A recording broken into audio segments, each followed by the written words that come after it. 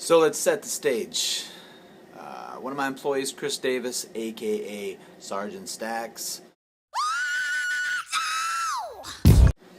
decided quite a while back he'd jump out at me at work, try to freak me out a little bit. He startled me, you know. I had warned Chris not to do this.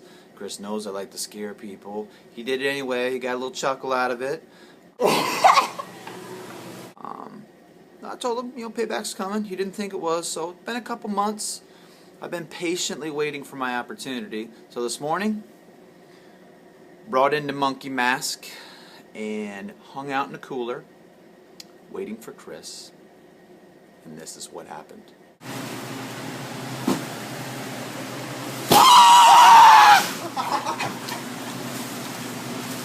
Yes!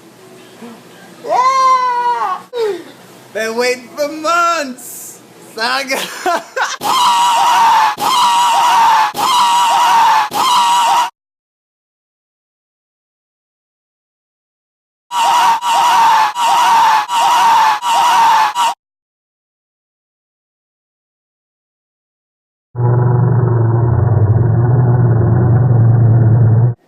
Chris, told you don't mess with me, man.